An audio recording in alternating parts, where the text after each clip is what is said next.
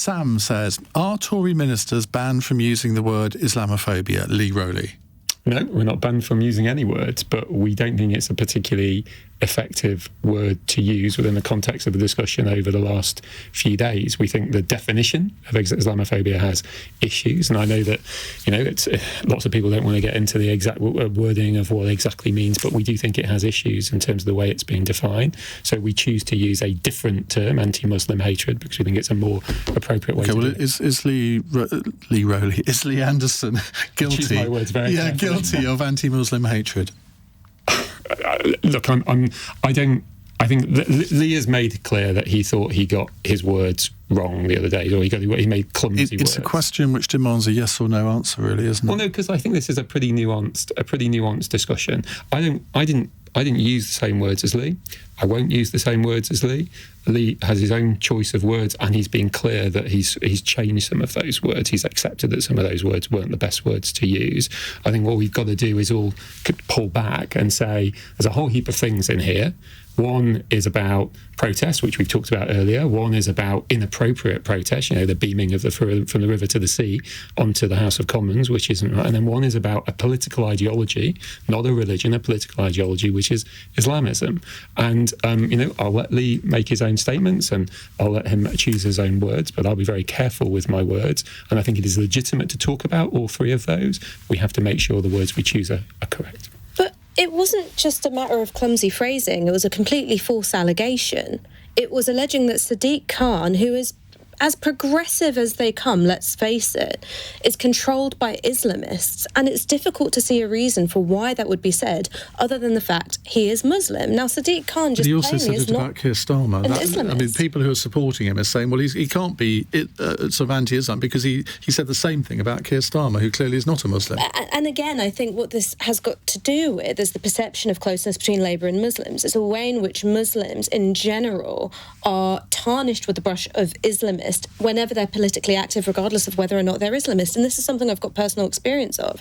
A journalist accused me of being an Islamist and had to pay out damages when, quite plainly, I am not allowed to say... What have you spent it on? I spent it on a cat. So it wasn't a big award then? It was an expensive cat. The thing that I'm saying is that this is a generally used and commonly used slur against Muslims who are involved in politics, whether you're a journalist, whether you're a politician, or whether you're just a voter. And I think we've got to recognise that as either Islamophobia or anti-Muslim hatred, whatever you want to call it. OK, Adam. I was not familiar with the debates around the particular term Islamophobia, the APPG that have put it forward. I've found it interesting kind of looking into it in the last couple of days. Dame Sarkar Khan, who's kind of seen as, I think, a pretty neutral voice on this, has herself said that she is worried about the APPG for Islamophobia's definition that they want the Conservative Party to adopt because it would prohibit legitimate criticisms of extreme forms of Islam. That is something that would really worry me. And so in that sense, I'm quite nervous about the Conservative Party or indeed any party adopting that term. But I think it's really clear that what Lee Anderson said was something that could play into tropes of anti-Muslim hatred. And again, I'm not, you can use the word Islamophobia if it's a definition others are happy with. And I'm pleased that he had the whip withdrawn as quickly as he did. And I think that contrasts to what Labour did when you had similar anti-Semitic comments on their side.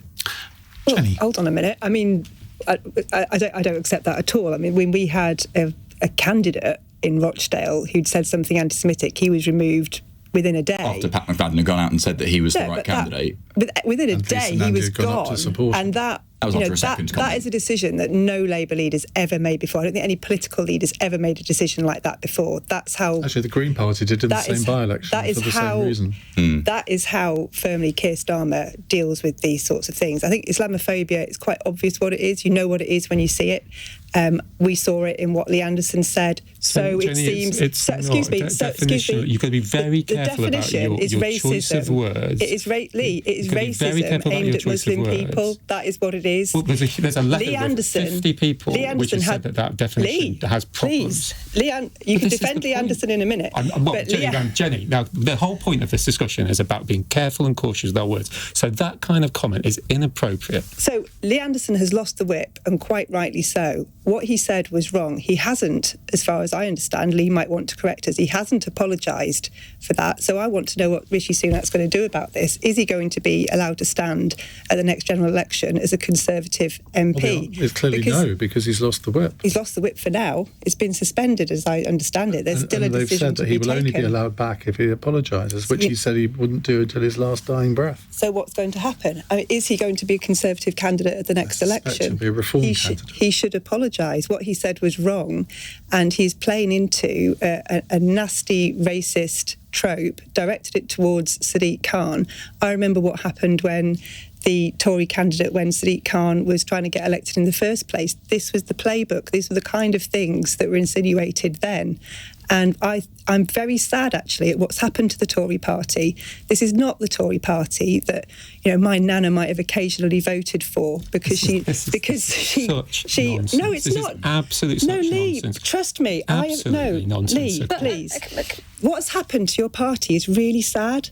It's really sad. I've been part of the Labour Party when we've gone through some very difficult times. I know what it takes to turn a party around once it's gone into this sort of decline. That is what's happening to the Tory party. Absolutely. Colleagues of yours... Absolutely not true. Colleagues of yours are saying so. Let Lee come back on that. It's absolutely not true. All parties are a very, very broad church. All parties have views in which I don't necessarily agree with, as I'm sure you don't necessarily agree with. You've just gone through a discussion about what happened between your party between 2015 and 2020. Yeah, and I helped fix it. And people have been thrown out of my party for inappropriate views, quite rightly.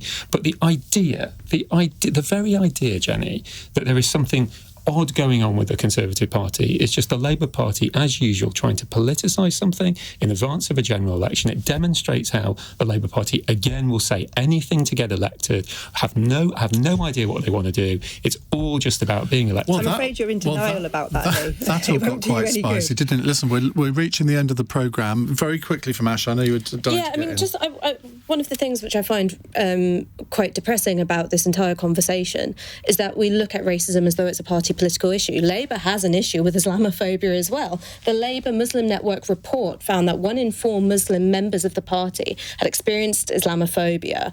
More than half didn't trust the leadership to deal with it properly. And when you've had, I think, incredibly disparaging comments being briefed by Labour sources to journalists, such as briefing a journalist that Muslim councillors resigning over Gaza was Labour shaking off the fleas, there's been absolutely no action on tackling, I think, a culture within the party of disdain against Muslims.